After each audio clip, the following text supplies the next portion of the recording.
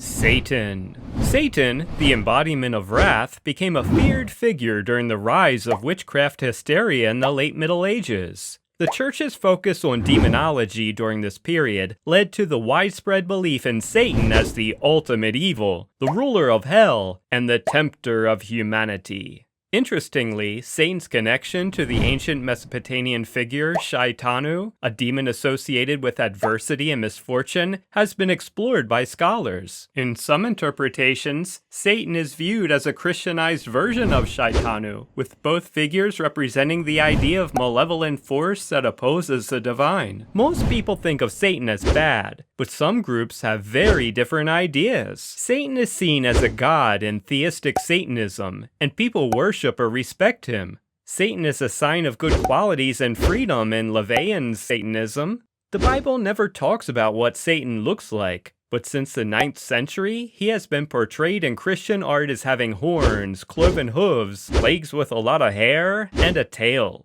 He is also shown naked and holding a stick. These traits come from a mix of different Greek gods such as Pan, Poseidon, and Bes.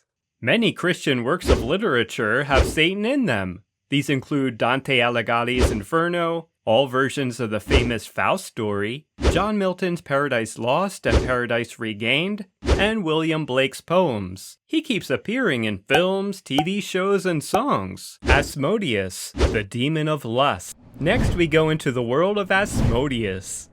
Once upon a time, in the depths of the underworld, there lived a powerful demon named Asmodeus. Now, Asmodeus wasn't your average demon. He was the demon of lust, and he had a special power that made him irresistible to humans.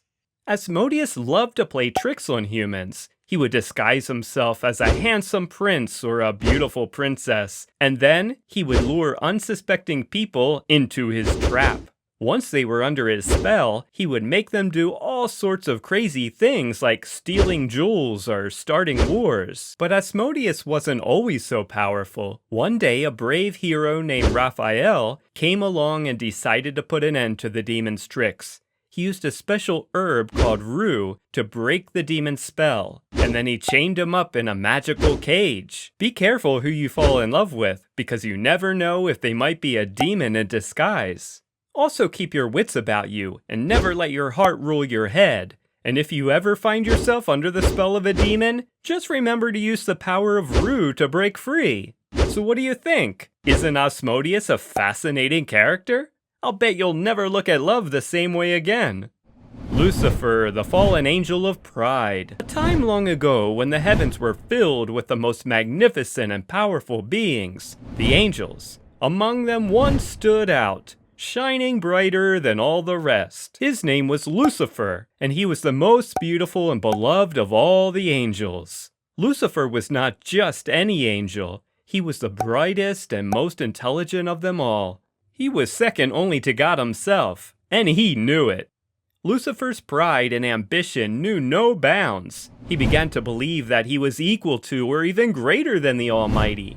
He began to whisper to the other angels, sowing seeds of doubt and rebellion.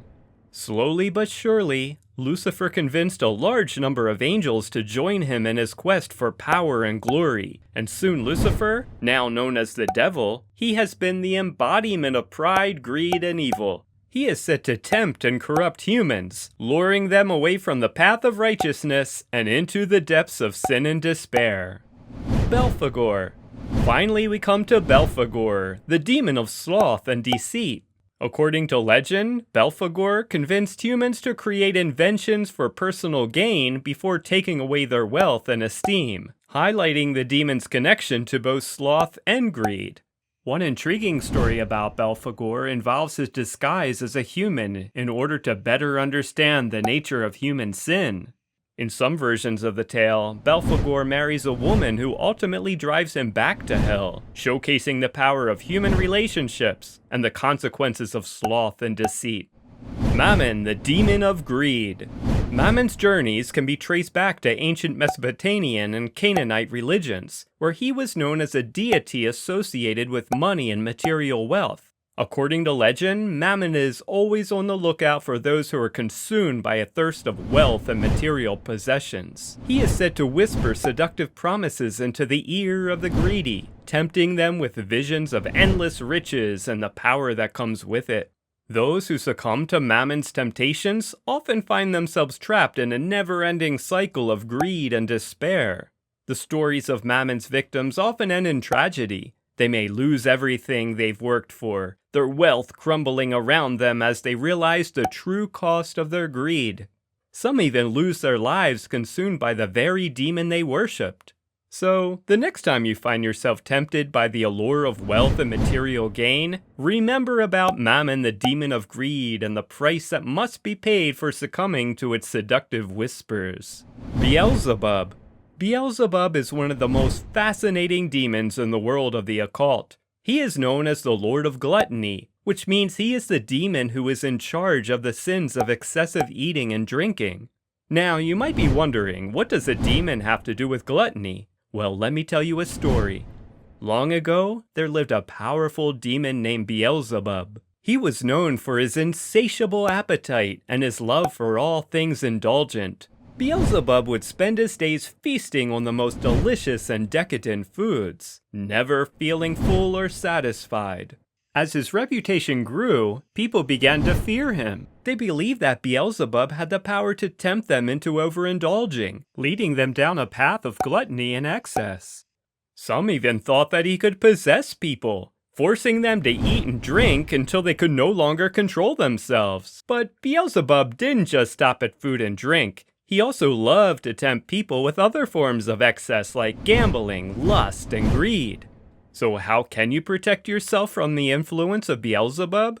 The key is to practice moderation and self-control. Take a step back, take a deep breath, and remind yourself that true happiness and fulfillment comes from balance, not from giving into every desire. Leviathan, the demon of envy. Alright, let me tell you about this crazy demon called Leviathan. This guy is no ordinary demon. He's the demon of envy, and he's one wild and wicked creature. Leviathan is not like the other demons who were once fallen angels. Nope. This guy is an ancient sea monster with bones sticking out all over his body in the most twisted and terrifying ways. Imagine the Kraken, but even scarier and more monstrous. That's Leviathan for ya. The story says that Leviathan was once a beast from the abyss, tamed by God himself. But then this beast decided to side with Lucifer and got cast down to hell along with him. Now, Leviathan guards the gates of hell, and his open mouth is like a sweet-smelling trap that lures unsuspecting prey to their doom. You see, Leviathan is the demon prince of envy, and he's all about that green-eyed monster.